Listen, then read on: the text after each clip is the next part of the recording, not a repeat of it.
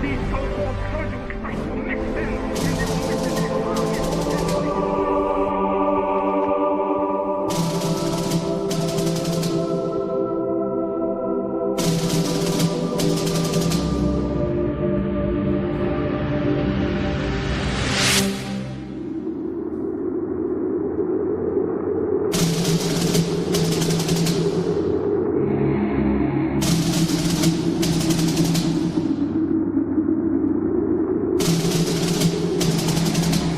August 2nd, 1990.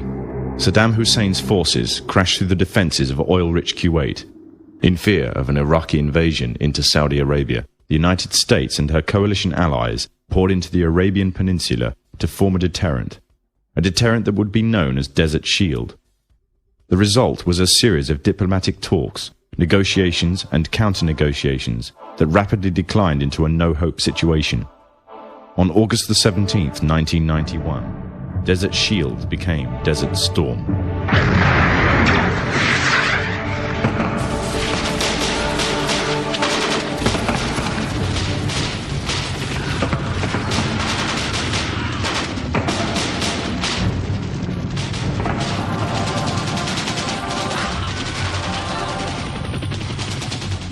The conflict was witnessed by millions through the eye of CNN and the BBC, showing propaganda of the systematic eradication of Saddam's forces by a coalition far superior in technological, political, and economic power.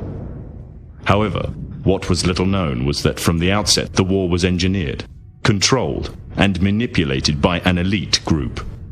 A group which had created the illusion of a man with power, at the head of a million-strong army, on the verge of going nuclear. A man who had gained control over 1/5 of the world's oil overnight.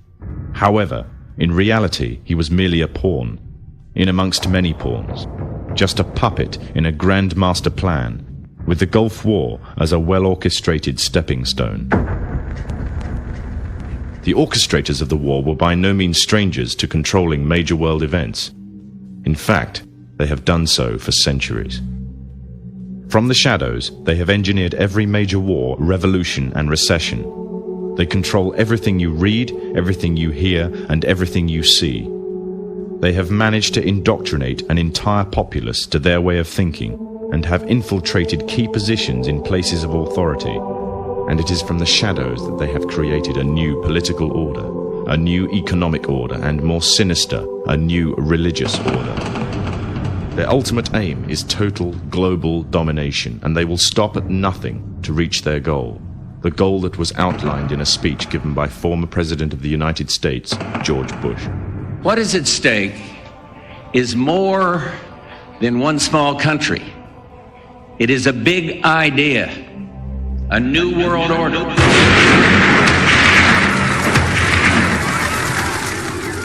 However, the origins of this global plan were not created in the offices of the White House. In reality, their roots lay in another war. This time, the year is 1095, and the place, Clermont, France.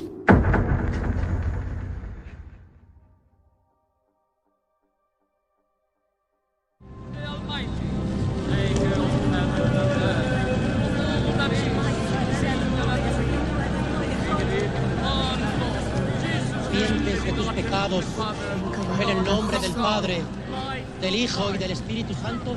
11th century Europe was ruled by the Church, which held a firm grip on the hearts and minds of the people.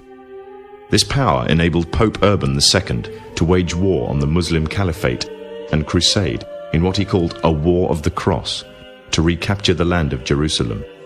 It had been under Muslim rule since the year 637, but in 1099 this rule was brought to a bloody and sudden end. In the name of the cross, women were raped and murdered. Children were put to the sword, and it is said that blood ran in the streets knee-high to the horses. Out of this land of bloodshed and terror, a group of men arose. Men that would stop at nothing to get what they wanted, no matter what the cost. 20 years after Jerusalem was taken, the Dome of the Rock was seized by a group of warrior monks calling themselves the Knights of the Temple of Solomon, or more simply, the Knights Templars.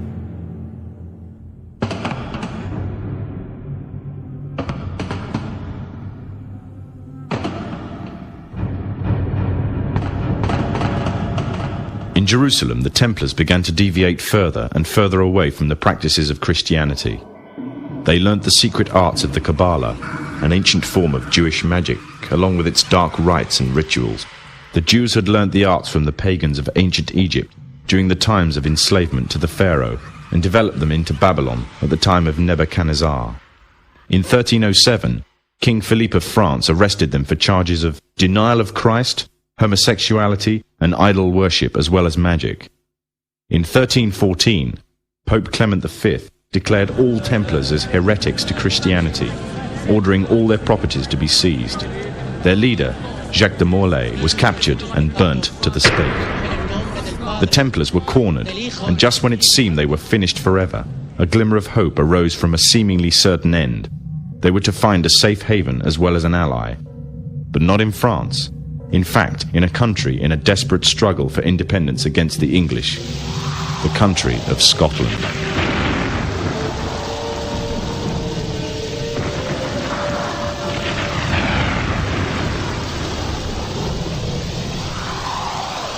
For some, Scotland's hope of independence had died with the death of William Wallace. However, to the King of Scotland, Robert the Bruce, the arrival of the Templars gave him a new secret weapon. Their experience, gained over 200 years of fighting the mighty armies of Islam, had made them expert in combat and warfare, and more than a match for any army brought before them. In 1314, the Templars, allied with Robert the Bruce and his army, took to the fields of Bannockburn in the long-awaited showdown with the English. Robert the Bruce's foresight paid off. The 25,000-strong English army suffered a humiliating defeat at the hands of only 6,500 men. The dream of an independent Scotland had finally been achieved.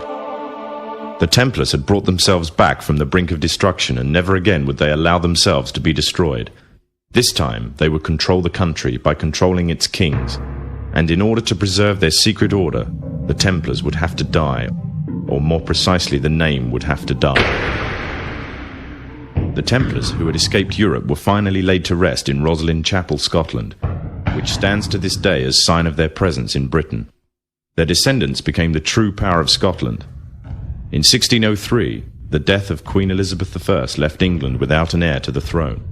By virtue of descent, King James V of Scotland became King of England.